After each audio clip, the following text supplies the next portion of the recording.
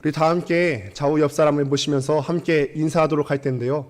송구영신 예배가 없어서 이렇게 인사할 기회도 별로 없으셨을 것 같습니다. 새해 복 많이 받으세요. 함께 좌우 옆 사람 보시면서 인사하도록 하겠습니다.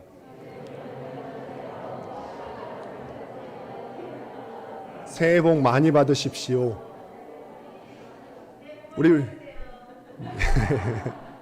우리 모든 권능교회 성도님들이 또 하나님께서 주시는 은혜와 크신 복을 새해 가운데 누릴 수 있게 되기를 주님의 이름으로 축원드립니다. 오늘은 God will make a way라는 제목으로 하나님 말씀 증거하도록 하겠습니다. 영어 제목을 쓸 기회가 많지 않으셨을 것 같은데 번역하자면 하나님께서 우리의 길을 만드실 것입니다 라는 뜻입니다. 올 한 해 가운데 하나님께서 우리의 길을 만드실 것입니다. 2023년도 새해 막이 올랐습니다. 보통 새해 막이 오르면 종로 2가에 가면은 보신각에서 타종 행사를 합니다. 지난 한 3년여 가운데서는 이 보신각에서 코로나 때문에 타종 행사를 열지 않았다가 또 어쩐 여기에는 다시 한번 타종 행사를 열었습니다. 코로나 때문에 평상시처럼 많은 인파가 모이지는 못하는데 보통의 경우는 타종 행사를 한다고 하면은 10만 명 이상의 사람들이 모여서 그 타종 행사에 함께 참여하고 기뻐한다고 합니다. 보신각에서만 뿐만 아니라 전국 각지에서 전국 술집에서 수많은 사람들이 이 새해를 축하하려고 모여서 함께 축하의 술잔을 듭니다. 함께 기쁨과 감격의 환호성을 터뜨립니다. 어디뿐만 우리나라뿐 아니라 영국의 런던이나 또 미국의 뉴욕이나 일본의 도쿄, 세계 수많은 대도시에서도 마찬가지 현상이 일어납니다. 수많은 사람들이 함께 모여서 이 새해가 된 것을 축하하며 카운트다운을 하면서 기뻐하고 환호성을 지릅니다. 하나님께 예배드리기 위해서 이 자리에 모인 우리 모든 성도들도 한마음이지 않습니까? 이 새해 가운데서 기쁨과 감격으로 이 자리에 모인 줄을 믿습니다. 저도 어릴 적에는 나이 먹는 것을 굉장히 좋아했습니다. 나이 먹는 것을 왜 좋아했는지 이유가 있습니다. 다른 사람들에 비해서도 저는 유달리 나이 먹는 것을 좋아했는데 앞에서 보시면 아시겠지만 제가 그렇게 동안은 아닙니다. 많은 분들이 저의 어릴 적 모습을 아시겠지만 저는 어릴 적부터 동안이었던 소리를 들어본 적이 한 번도 없습니다. 사람들이 지금도 보면은 너는 얼굴은 그대로인데 몸만 자랐구나 라는 이야기를 지금 끄덕이시는 분도 계신 것 같은데요. 그래서 어릴 적에는 이와 관련된 에피소드들도 상당히 많습니다. 예전에는 버스를 교통카드로 내지 않고 또 지표로 이렇게 끊어서 내거나 이렇게 또는 지표가 없을 경우에는 현금으로 내지 않았습니까? 그런데 현금으로 버스 값을 내면은 항상 억울한 일을 당할 때가 많아요. 1,000원을 내면은 사람들이 버스기사 아저씨들께서 성인인 줄 알고 거스름돈을 거슬러 주지 않는 거예요. 그러면 저는 어린 마음에 거스름돈을 달라는 말도 못하고 1,000원을 다 소비해야 했던 적이 참 많습니다. 그래서 저는 이렇게 차라리 빨리 나이를 먹어서 내 나이처럼 먹어 보였으면 좋겠다 하는 마음이 들었습니다. 그러다가 최근에는 조금 달라지기 시작했어요. 단순히 나이가 들어감에 따라서 그런 것이 아니라 나이가 들어감에 따라서 해야 될 일들이 많아지기 때문에 나이 먹는 것이 두려워지기 시작합니다. 나이를 먹으면서 책임감이 생기기 시작하죠. 처음에는 내가 할 것만 하면 됐었는데 결혼을 하고 자녀가 생기면서부터는 가족을 책임져야 하기도 하고요. 또는 또 공동체에서 맡은 역할들을 또 책임져야 되는 자리에까지 있게 됩니다. 그래서 나이를 먹는다는 것이 무작정 좋은 것이 아니라 때로는 내가 책임져야 될 것이 이렇게 많겠구나라는 생각을 해보게 되면은 무거움으로 다가오기 일쑤입니다.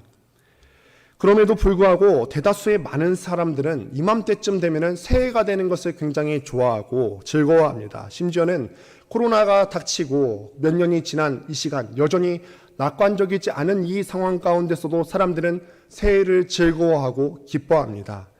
여기서 우리는 한 가지 질문을 하지 않을 수가 없습니다. 왜 세계 수많은 사람들이 새해가 된 것을 즐거워하고 기뻐하는 것일까요?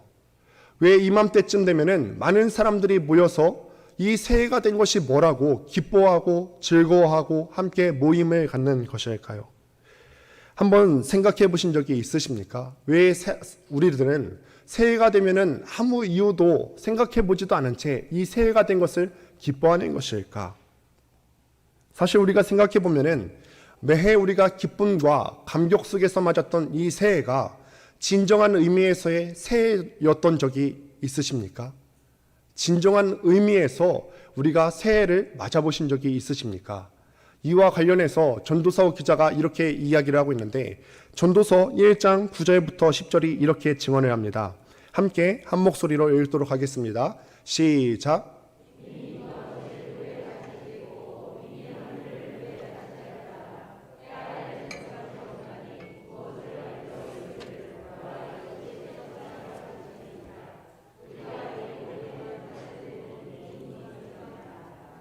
새해는 새로운 해라는 의미인데, 이 말 그대로 새해가 되었습니까?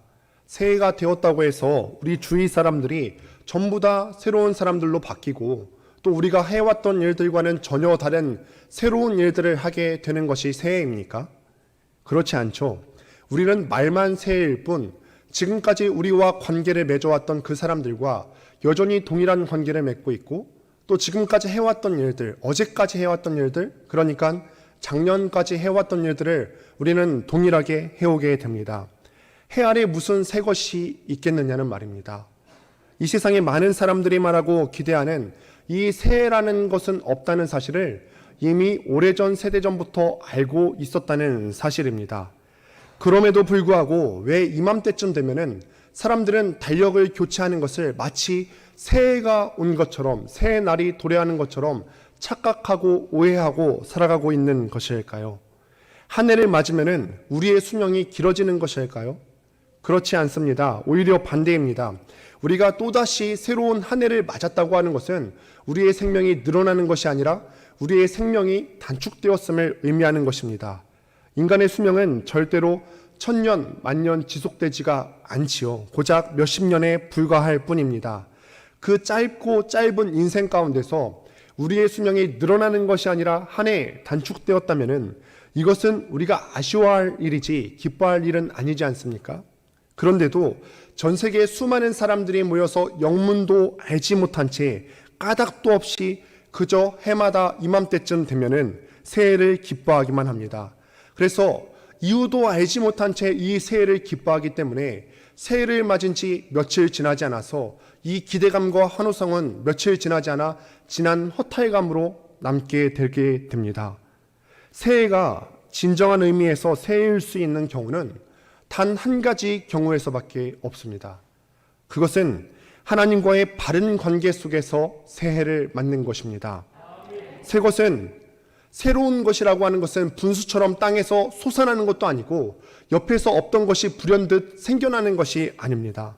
새 것은 참된 것이고, 참된 것은 오직 하늘로부터, 위에 계신 하나님께로부터 오는 것입니다. 따라서 달력의 교체는 하나님과 바른 관계를 맺고 있는 사람에게 의미가 있는 것이고, 이 달력의 교체는 하나님과 바른 관계를 맺고 있는 사람에게만 새날과 새 시간으로 빚어지게 되는 것입니다. 오늘 본문은 모세가 이집트의 노예살이에서 해방된 이스라엘 백성이 가데스 바네아라는 곳에 이르렀을 때 이를 회상하면서 시작을 하게 됩니다. 이제 이스라엘 사람들이 이 가데스 바네아만 넘어서면은 드디어 그렇게 꿈에도 그리던 가나안 땅으로 들어갈 수 있을 터였습니다. 드디어 이곳에서 언약의 땅, 젖과 꿀이 흐르는 가나안 땅이 있었기 때문에 가데스 바네아는 가나안 땅으로 향하는 길목에 있었습니다. 이제는 이 길목에서 언약의 땅으로 들어가기만 하면은 무려 400년 동안이나 이집트 땅에서 노예 생활하던 이 이스라엘 사람들은 드디어 진정한 의미에서의 새해와 새날을 맞이할 수가 있을 것이었습니다. 지금까지 단 한 번도 400년 동안이나 하나님 안에서 누려보지 못했던 새해와 새날의 감격을 얼마나 누려보고 싶었겠습니까? 당시 이스라엘 백성의 지도자는 모세였습니다. 모세는 그래서 이 가나안 땅을 목전에 두고 이 가나안 땅의 지형과 정세를 판단하고자 12명의 정탐꾼들을 먼저 그 땅 가운데 들여보내게 되었습니다. 이 내용은 우리가 이미 익히 아시게 되는 내용일 것이라 생각합니다. 40일 동안 가나안을 정탐한 12명의 정탐꾼들이 돌아왔죠. 그런데 이 가나안 땅을 정탐하고 온 12명의 정탐꾼들의 보고가 엇갈립니다. 10명의 정탐꾼들은 이렇게 보고합니다. 그 땅에 들어가 보니까 그 땅의 사람들은 기골이 장대하다, 크다. 그리고 그 땅에 있는 성들은 하늘을 찌를 듯이 높고 웅장해서 우리는 그 앞에 비교하면 메뚜기같이 초라하다. 우리는 그 땅을 차지할 수 없을 것이다. 비관적인 전망을 내놓습니다. 단 2명의 정탐꾼만 가나안 원주민을 능히 이길 수 있다고 보고했습니다. 2명의 정탐꾼만 그 땅의 사람들이 아무리 크고 건장할지라도, 그 땅의 성들이 아무리 하늘을 찌를 듯이 높고 웅장할지라도 하나님께서 우리에게 약속하신 땅이시기 때문에, 하나님께서 우리와 지금까지 그러셨던 것처럼 함께 하실 것이기 때문에 우리는 능히 그들을 이길 수가 있다. 그들은 우리의 먹이다. 민수기 14장 9절을 개역 한글판으로 보게 되면은 밥이라는 표현을 씁니다. 그들은 우리의 밥이다. 우리가 흔히 손쉬운 상대를 말할 때 밥이라고 하지 않습니까? 즉 이 말입니다. 이 두 정탐꾼들은 그 가나안 원주민들더러 하나님께서 우리와 함께 하시면 아무리 장대한 가나안 원주민들이라 할지라도 우리의 밥에 지나지 않는다. 동일한 가나안 땅으로 12명의 정탐꾼들이 동일한 시간 가운데 40일 동안 정탐하였음에도 그들의 견해는 이처럼 엇갈렸습니다. 10대 1라는 압도적인 격차로 엇갈렸죠. 이스라엘 백성들은 당연하게도 다수결의 원칙에 따라서 이 2명의 긍정적인 대답보다는 5배나 더 많은 수였던 이 10명의 부정적인 정탐꾼들의 보고를 신뢰합니다. 그리고 그들이 보인 반응을 민수기 14장 1절부터 3절이 이야기를 합니다. 민수기 14장 1절부터 3절까지 말씀을 함께 읽습니다. 시작.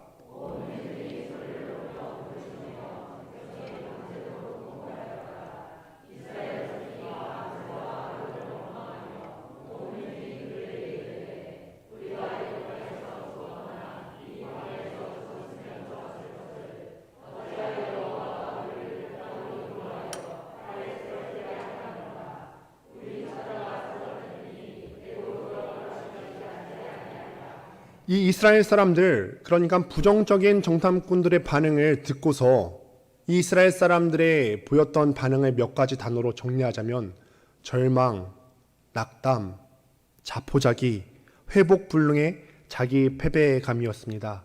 이제는 이 가데스 바네아에서 한 발자국만 더 나가면은 하나님께서 약속하신 가나안 땅에 들어갈 수 있을 것이었고, 또 그 땅에서 지금까지 한 번도 누려보지 못했던 새해와 새날을 맞이할 수 있었을 것인데, 그럼에도 불구하고 새로운 지휘관을 세워서 가나안 땅으로 되돌아가려고 했습니다. 그들에게 이집트라고 하는 것의 의미는 혹독한 노예살이만을 의미할 뿐이었습니다. 그럼에도 불구하고 그들은 약속의 땅에서 누릴 수 있었던 그 새날을 눈앞에 두고 이집트의 노예살이로 되돌아가려고 했습니다.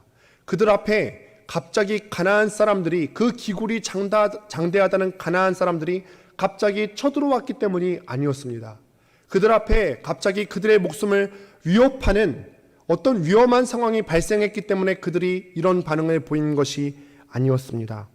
그들이 있었던 가데스 바네아에서는요, 그 어떤 위험한 조짐도 없었고, 또 가나안 원주민들이 이스라엘 백성을 공격한 적도 없었습니다. 단지 이스라엘 백성이 거인 같은 가나안 원주민들 앞에서 자신들은 고작 메뚜기에 지나지 않아서 결코 이길 수 없다는 그 10 정탐꾼들의 말을 믿고 지레 겁을 먹었기 때문이었습니다. 그 결과 그들은 가나안의 목전에 두고 있는 가데스 바네아까지 갔다가 가나안에 들어가지 못하고 40년 동안이나 광야에서 방황하다가 그 결과 우리가 아시는 대로 다 광야에서 죽고 말았습니다. 그들은 가나안의 길목인 이 가데스 바네아까지는 진출을 했지만 정작 그들의 중심에 하나님을 신뢰하지 않았어요. 그들과 지금까지 함께 하시고 그들을 항상 앞서가셔서 인도하셨던 그 하나님을 신뢰하지 않았습니다. 하나님을 불신했던 이 출애굽 1세대 가운데 하나님께서 약속하신 언약의 땅에서 하나님께서 주시는 새해와 새날의 감격을 누린 사람은 단 한 명도 없었습니다. 그날로부터 40년이 지났습니다. 출애굽 당시에는 1.5세대, 출애굽 당시에는 태어나지도 않았던 출애굽 2세대가 성인이 되었습니다. 그리고 그들이 마침내 가나안 동쪽 땅이었던 모압 평지에 이르게 됩니다. 이제는 모압 평지에서 요단강 하나만 넘어가게 되면은 드디어 그들이 꿈에도 그리던 가나안 땅에 다시 들어갈 수 있을 터였습니다. 그때의 지도자는 여전히 모세입니다. 모세는 자기 앞에 있었던 이 세 세대들에게 40년 전에 출애굽 1세대가 가나안의 길목인 가데스 바네아까지 진출했다가 가나안에 왜 들어가지 못했는지 그 이유를 소상하게 설명합니다. 출애굽 2세대도 자기의 부모 세대와 같은 똑같은 우를 범하지 않게 하기 위해서, 똑같은 실수를 범해서 가나안 땅에 못 들어가는 일이 발생하지 않도록 하기 위해서 설교를 하게 되는데, 그때 모세가 40년 전에 1세대에게 했던 말을 새로운 세대에게 알려준 내용이 바로 오늘의 내용인데, 본문 29절의 내용입니다. 이렇게 기록합니다. 내가 너희에게 말하기를 그들을 무서워하지 말라, 두려워하지 말라. 제가 다시 한번 읽습니다. 내가 너희에게 말하기를 그들을 무서워하지 말라, 두려워하지 말라. 거인 같은 가나안의 원주민들 앞에서 자신들은 고작 메뚜기일 뿐이라는 이 열 정탐꾼의 보고에 지레 겁을 먹고 이집트의 노예살이로 다시 돌아가려는 이 백성에게 모세가 가장 먼저 했던 말은 무엇이냐? 그냥 얼르고 달래는 차원에서 하는 말이 아니라 누구도 무서워하거나 누구도 두려워하지 말라는 것이었습니다. 이거는 그냥 임기응변식으로 했던 말이 아니에요. 그냥 막 돌아가려는 이스라엘 사람들을 순간만 달래기 위해서 했던 말이 아닙니다. 모세가 그렇게 말한 데에는 분명한 이유가 있었는데, 이어서 30절 말씀을 함께, 중요한 말씀을 같이 읽어보도록 하겠습니다. 함께 읽습니다. 시작.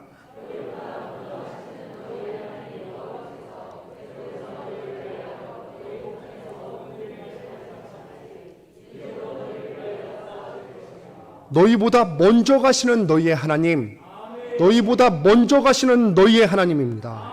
모세는 분명하게 알고 있었다는 것입니다. 하나님께서는 이스라엘 사람들의 곁에만 계시거나 그냥 동행하기만 하는 분이 아니셨습니다. 하나님께서는 언제나 이스라엘 백성들보다 앞서 가셔서 이스라엘 백성들의 필요한 모든 것들을 준비하고 예비하시는 하나님이셨습니다.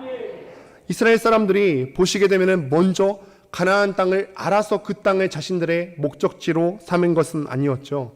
가나안 땅이 어디인지 알지도 못하는 그 이스라엘 백성들의 조상인 아브라함에게 내가 그 땅을 너희에게 주겠다 약속하신 분이 하나님이셨습니다.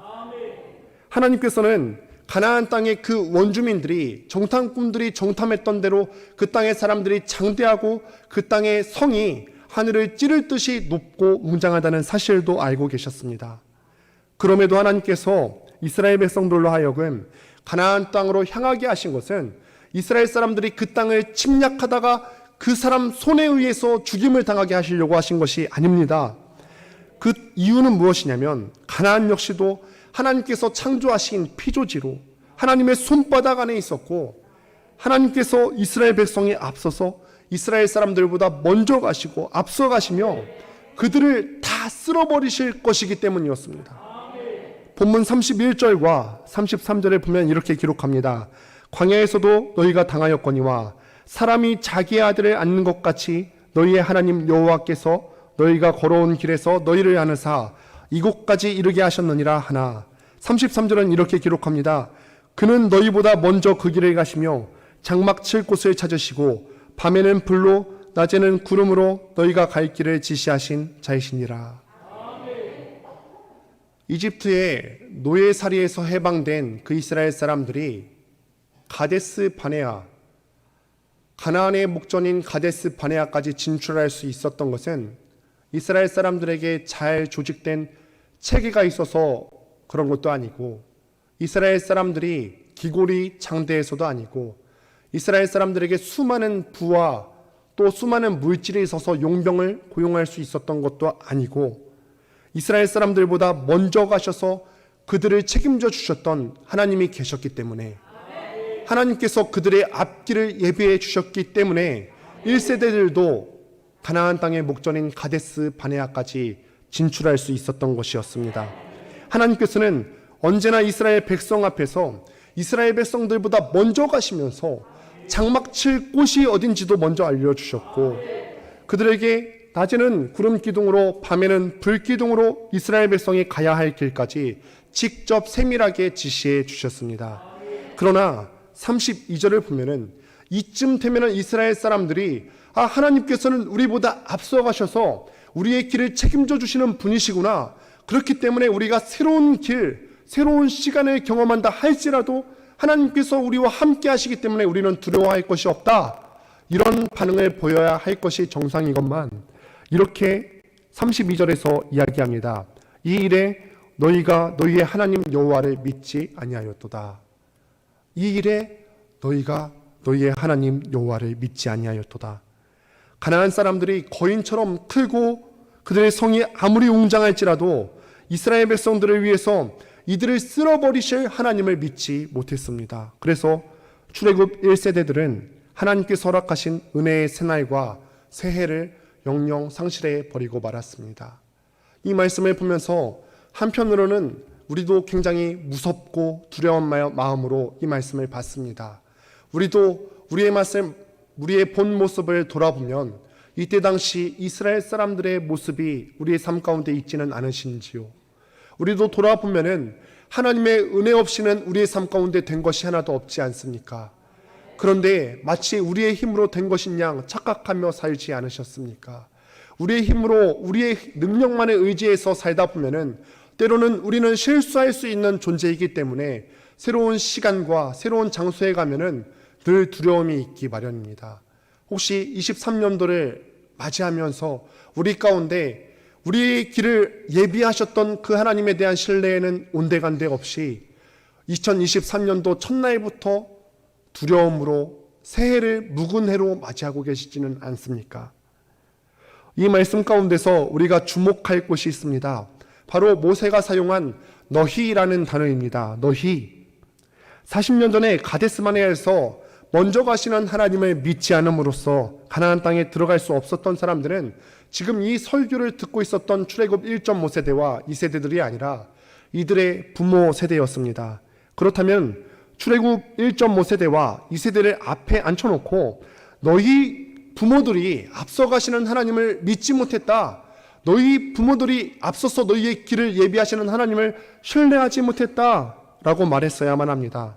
그럼에도 모세는 40년 전에 어린아이였던 1.5세대와 태어나지도 않았던 이 2세대를 앞에 앉혀놓고 너희가 하나님을 믿지 않았다라고 이야기합니다.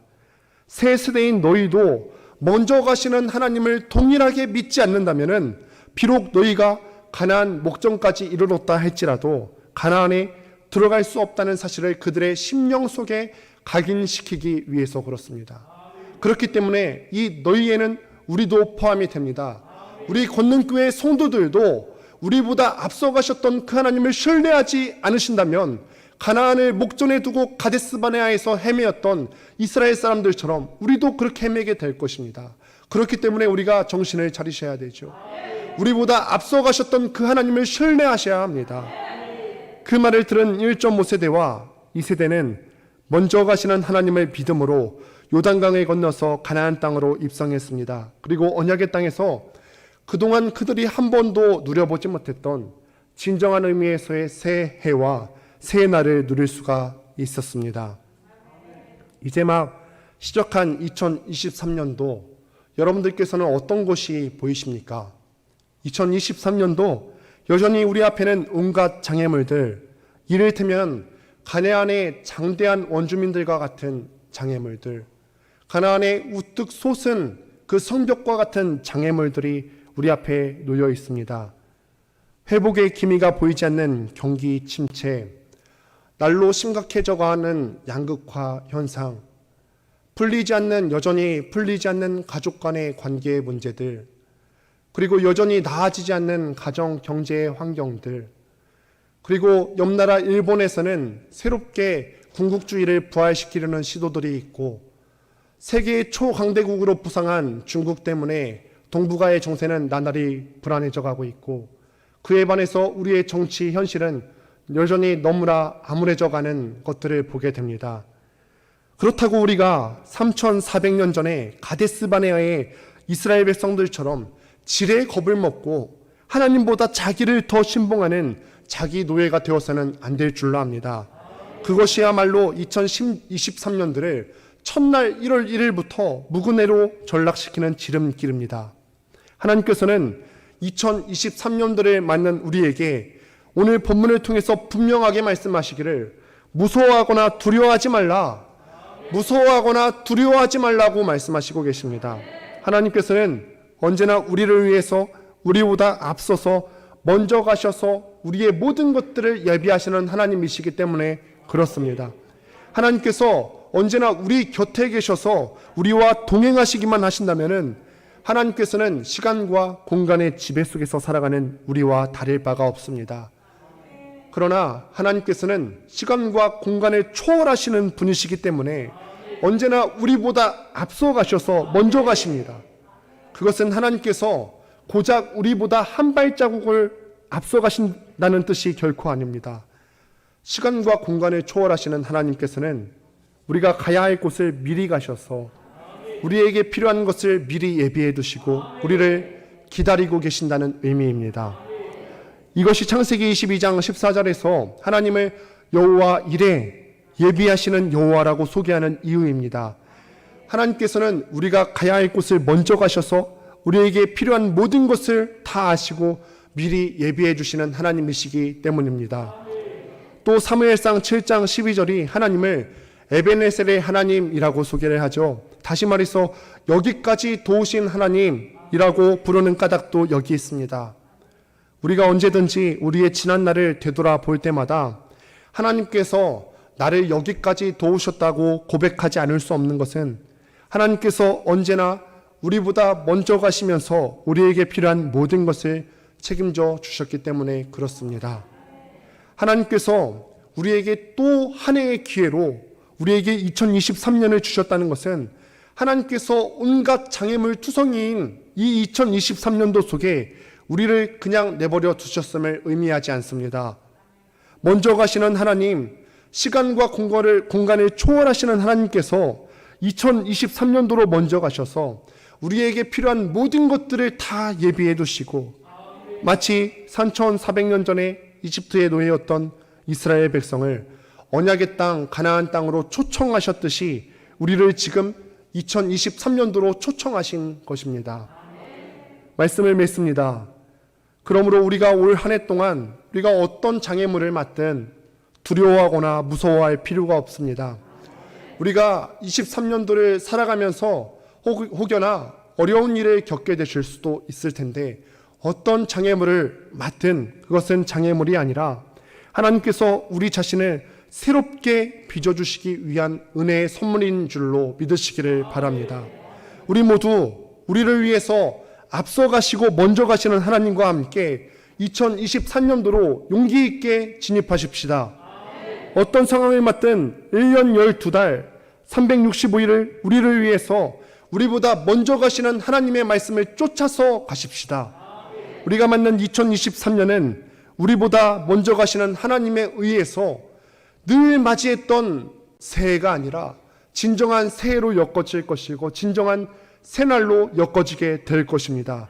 우리가 어느 곳에 두 발 딛고 서 있든 그곳은 두려움의 땅이 아니라 하나님께서 우리에게 약속하신 언약의 땅이 될 것이요 우리가 먼저 가시는 하나님에 의해서 새로워질 수 있게 되는 2023년도 되시기를 주님의 이름으로 축원드립니다.